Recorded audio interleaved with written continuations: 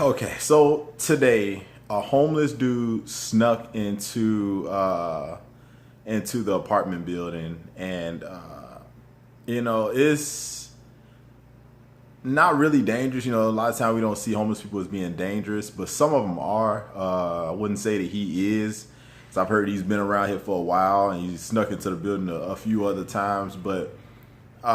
Today I saw, and then I saw two women like walk past him because he was like at the door and at the front door downstairs, and they look scared, and I'm like, what are they scared for? Obviously, he doesn't live here. He was trying to probably go in the stairwell and sleep, or go like upstairs to the laundry room, which is open to pretty much everybody in the building, and probably wash up.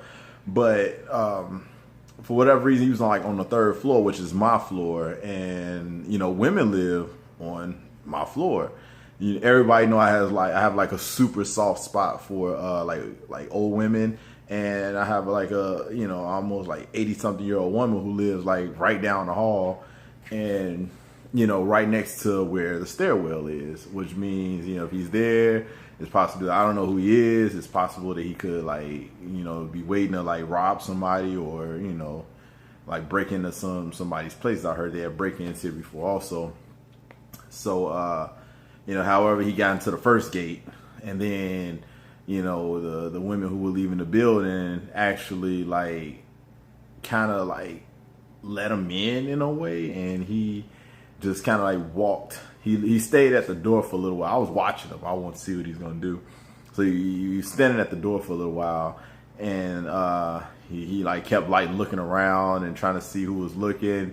He didn't see me looking, and I saw him go in the building. Immediately called the people who managed the building. They called the police. He was on the third floor, and he wouldn't leave, so they had to call the police. Then the police had to make him leave, but it was obvious that he had a mental illness, because he didn't, he was saying, he was saying what he thought he was 3'11", saying, somebody live here, saying that he not black. Of course he was a black dude, and he was like, I'm not black, I just been outside for 3 years. I've been living on the streets for 3 years. Police I thought you live here. He's like, yeah, I do. I live in 311. And the police, they asked me, they was like, is it a 311 in this building? And I'm like, nah, there's no 311 in this building. And he's giving some weird address, and he just kept saying, I'm not black, I'm not black. And it shows you even parts of mental illness, people remember, even with mental illness, people remember trauma.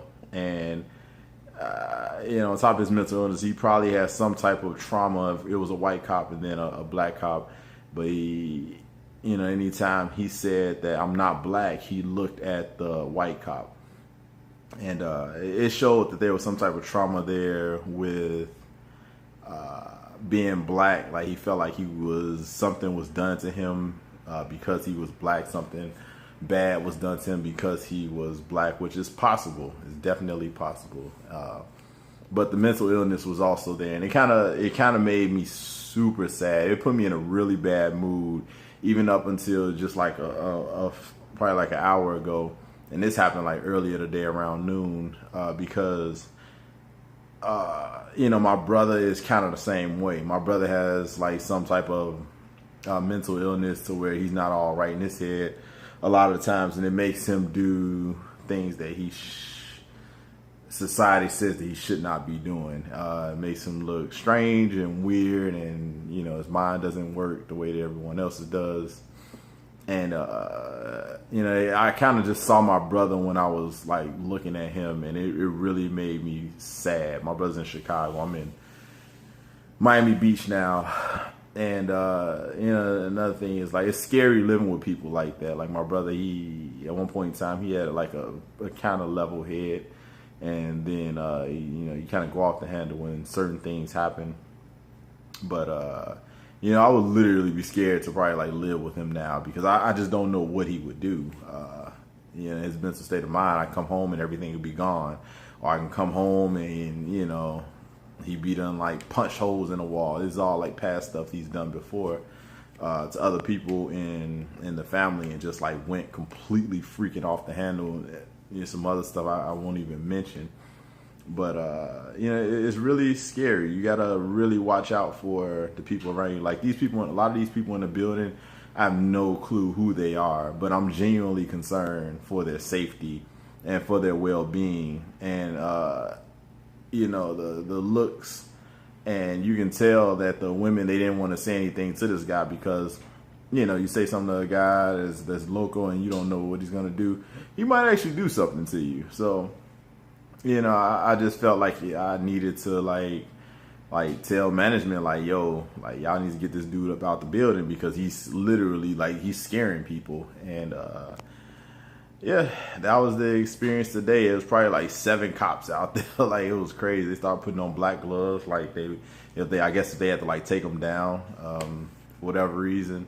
And he had like bags and he had like food with him and clothes and like wash towels and shit like that.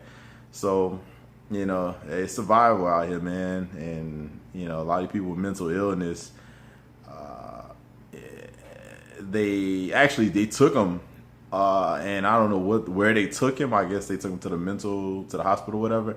And when I left out my building, literally an hour later, he was right down the street at the next bus stop from my apartment complex. And it's like, and they said that even if they took him in, they would release him like within minutes if he don't want to be there because they can't keep him there. And you know, help them out as much as you can. Sometimes it literally just clicks in their head that I need help, and you never know when that moment is gonna come. They don't know when that moment is gonna come. You know, you can just treat them kind, treat them with respect. Don't like put your hands on them. Don't like, you know, just jump off the handle because you never know what will trigger something in a crazy person to you know, to make them like want to like come back at you. You might do something that happened to them in the past that triggered them, and then they might just like automatically like snap and just like come at you. So, you know, just treat them nice, be kind to them, and, you know, let the police take care of things like that. That's something that you shouldn't be doing. Honestly, the police, they don't even have the training to deal with mental people except by force. Unfortunately, there's no service that you can have come out that could, like, get mental people somewhere else besides where they are, you know, besides the place where they're like literally like scaring people or like sneaking into people's apartment complexes to sleep, to not be outside in the elements. So, you know, I don't know. It is just something that was really sad today. It didn't make me feel good. I started working out. It made me forget about it. I'm actually about to read right now, 7 Days to Positive Attitude. Read more of that. Not read more of it, but read another chapter again that made me feel better when I was going through a hard time before. So, yeah, just matter of fact, I'll show y'all what it looks like. See? It's a good book. I try and recommend it to everybody. I read a lot, but yeah, just you know, enjoy y'all day. Treat everybody with kindness and respect, and yeah, that's it until the next video. We're going to talk about some business stuff. I just had to get this off my brain, but we're going to talk about some business stuff tomorrow. Yeah, because I'm about to read, and then I'm probably about to go get get some food, and then I don't know. It's Miami Beach. I don't know what the fuck I'm about to do. something fun. I don't know. All right, see y'all later.